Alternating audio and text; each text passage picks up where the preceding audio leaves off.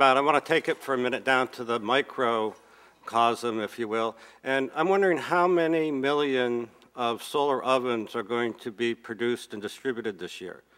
Because since there's such a concern about the use of biofuels and the indoor pollution and stuff, which is real and very important, and since we know that can be easily overcome to a large degree by providing stuff such as solar ovens, and that would be a perfect cottage industry, if you will. So I'm honing in on a specific, but I think that it also kind of addresses what Hunter was doing, that big projects won't help necessarily this poor person in a village who is polluting themselves and their children with burning of wood as the only way they can heat, when they have plenty of sun to do it, but they only need a very simple device to do it. So I'm just curious as to how much effort is being put into this level of development.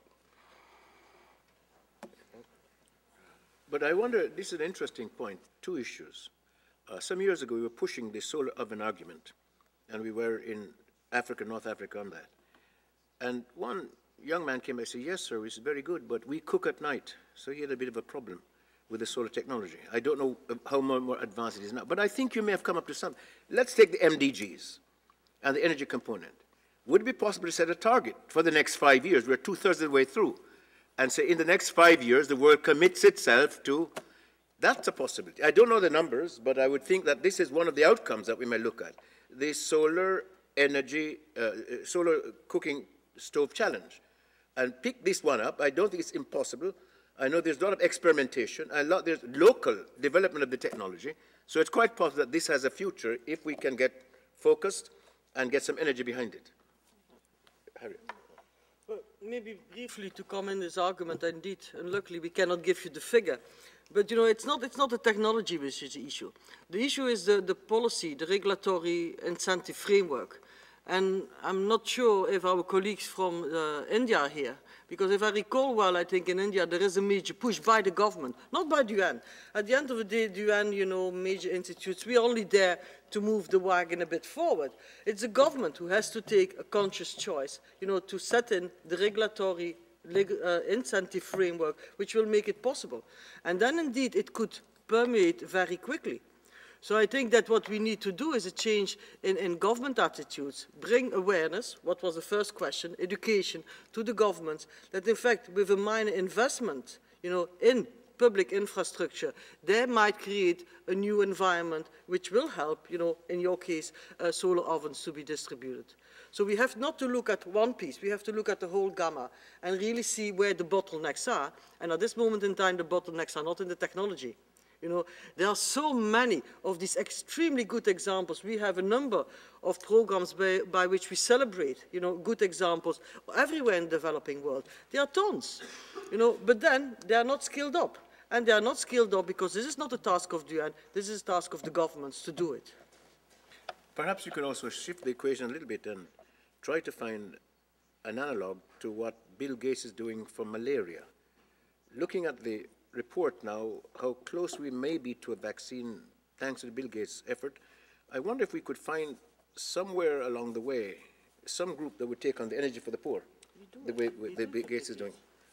We do. Well, I have to say we do it, and we hope maybe he has given us 20 million now. Maybe if he gives us 200 million, it might work. But I think it is possible to do it, and it is possible to make it commercially viable. Two questions before we wrap it up. Yes, sir, and yes, ma'am. Yes, sir. Madam Ade, founder of Engineers Without Borders there. I go to the field all the time, and I would like to echo what Hunter was talking about. Time is over for talking, folks. You know, what has been done over the past 20 years, well, 50 years, $2.3 trillion has been spent on development.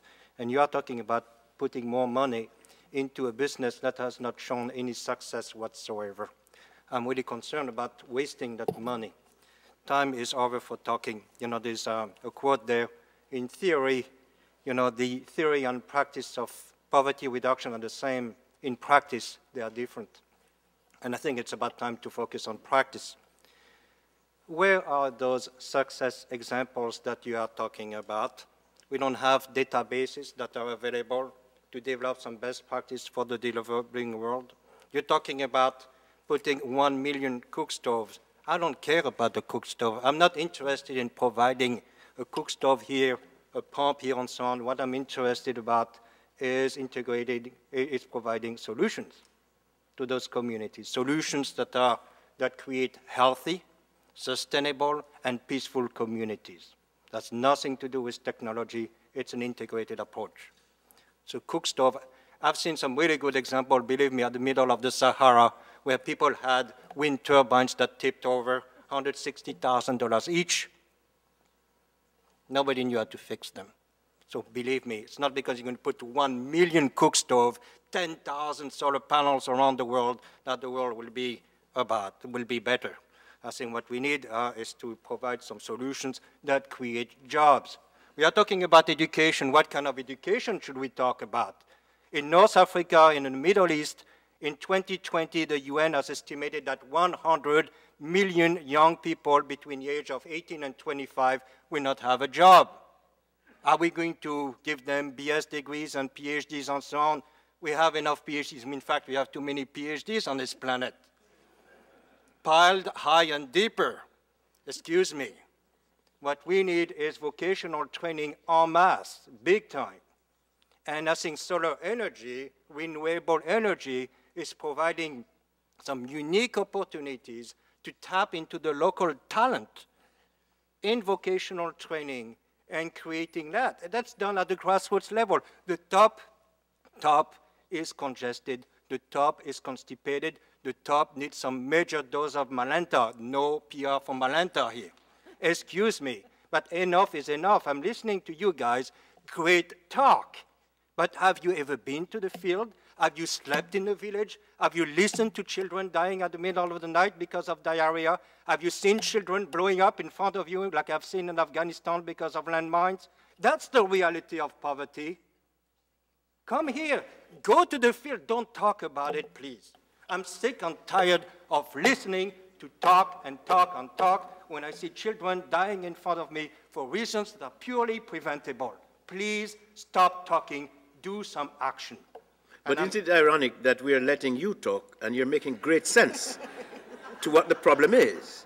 And sometimes one person in the House may take seriously some of the opportunity that you're pointing out and take it forward. So, yes, perhaps there is too much talk, but sometimes words matter, and sometimes you hit the right mark in what you're trying to accomplish. So I agree with you that there may be a time for action, but the action must be based on some kind of information that is informed. And I think this is what this House does. It can't do everything, but quite correctly, are we ready to act on some of the things we heard this morning? If so, who will take the initiative to begin? That is the question. We were ready to act 20 years ago. $2.3 trillion have been spent over the past 50 years on development. What are the best practices that came out of those $2.3 trillion? The solutions are already in place. We are not listening to our customers. We are not listening to the talent at the local level. There are some people in villages that I've met who are more intelligent than the PhDs that I'm dealing with at the University of Colorado, including my colleagues. They know how to live. They have traditions of thousands of years. They know their problems. What they need is partnership with people who can provide some solution to their problems. They know how to live. They don't need the white man to come to tell them how to live. A good recommendation. And we take one more question because I've just been given notice that we're running out of time. One question of the lady in the back. Yes, ma'am.